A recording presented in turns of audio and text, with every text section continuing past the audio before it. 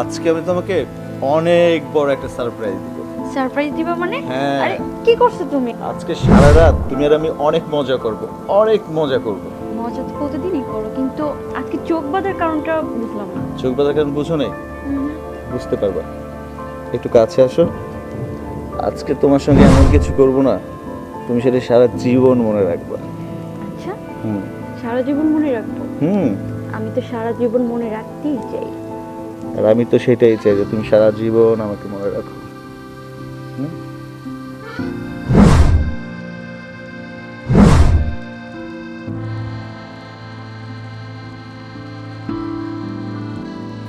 কি হলো, চুপ মেরে গেলে? কিছু বলো। বলবো তো অবশ্যই, শুধু বলবোই কেন, কত কিছু হবে, কত কিছু করব দেখি। ও, তুমি কি সত্যি আমাকে অনেক ভালোবাসো? কি মনে হয় তোমার? আমার তো মনে হয় তুমি আমাকে ভালোবাসো না। এবার কিন্তু খুব বেশি হয়ে যাচ্ছে। কেন? আমি তোমাকে মোটেও ভালোবাসি না। ভালোবাসো, কিন্তু ভালোবাসার মধ্যে একটু কম আছে। কিন্তু আজকে তুমি আর আমি যে রোমান্স করব, এর মধ্যে তুমিও কথা বলবা না, আমিও কথা বলবো না। আচ্ছা ঠিক আছে। সারা রাত আমরা শুধু এনজয় করব। কি হলো, কোথায় যাচ্ছ? কই গেলা? এই যে তুমি, কোথায় গিয়েছিল বলো তো?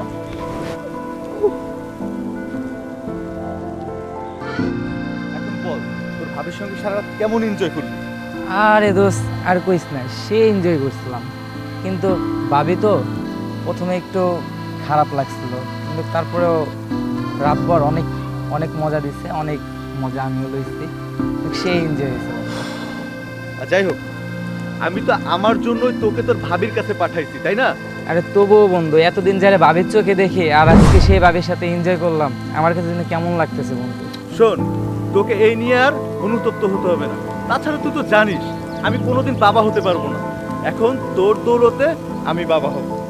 হ বন্ধু, তুই ঠিকই বলেছিস, তুই বাবা হবি আর আমি চাচা হব। তো চল ইসাকের দোকানে যা 2 কাপ চা খাই আসি। চা খাওয়াবি? হ্যাঁ চল। আচ্ছা চল। কাজে না মা, ঘুম পড়ে, বাবুটা ঘুম পড়ে,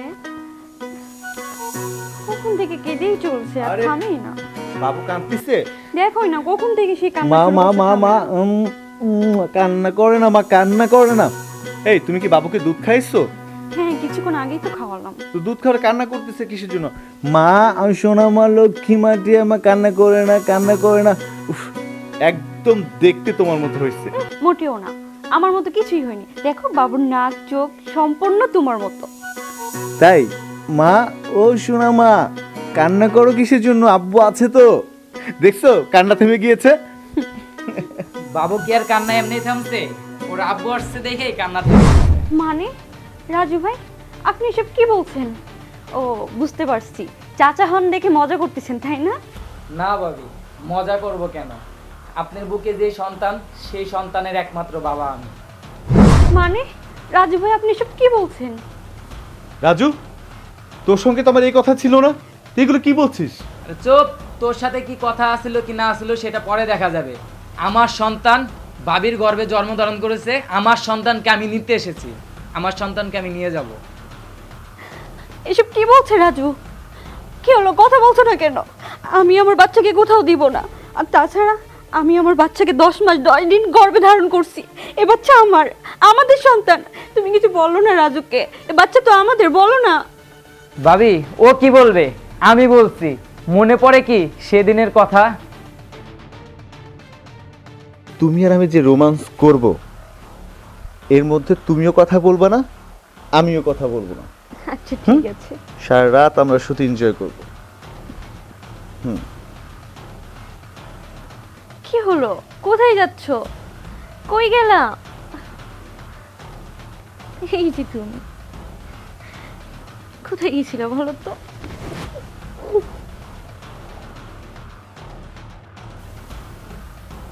এই যে দেখেন রিপোর্ট, মুন্না কখনো বাবা হতে পারবে না।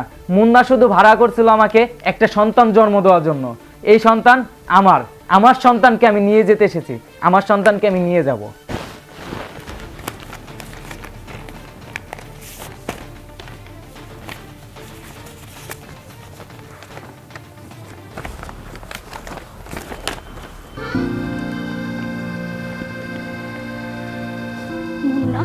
এই রিপোর্ট কি তোমার? তুমি এটা কি করলে মুন্না? তুমি বাবা হতে পারবে না সেটা তুমি আমাকে বলতে, আমি তোমাকে ভালো ডাক্তার দেখাতাম, তোমাকে ভালো চিকিৎসা দিলে তুমি ঠিক হতেও তো পারতে। সেটাতেও যদি না হতো, না হয় আমরা একটা বাচ্চা দত্তক নিয়ে নিতাম। এই পৃথিবীতে তো কত মানুষ আছে যারা সন্তান জন্ম না দিয়েও বাবা মা হয়ে বেঁচে আছে, আমরা নয় সেটাই করতাম। শেষমেশ তুমি কি না তোমার বউয়ের ইজ্জত তোমার বন্ধুর কাছে সঁপে দিলে? তুমি এটা পারলে? কিভাবে পারলে তুমি মুন্ডাচ্ছি? তুমি শুধু আমাকে ঠকাওনি, আমার সন্তানকেও ঠকাইছো। আমি তোমাদের দুইজনের কাউকেই ক্ষমা করব না। আর তোমার সাথে আমার সংসার করা সম্ভব না মুন্না। আমি আমার বাচ্চাকে নিয়ে অনেক দূরে চলে যাব, যেখানে তোমাদের দুইজনের কারোর ছেড়ে থাকবে না। আমি আমার সন্তানকে আমার পরিচয়ে বড় করব, আমার মতো করে বড় করব। আমি আর থাকবো না তোমার এখানে। আজই ডিভোর্স লেটার পাঠানোর ব্যবস্থা করো। এই এই শোনো, এই যেও না, শোনো, এই শোনো না।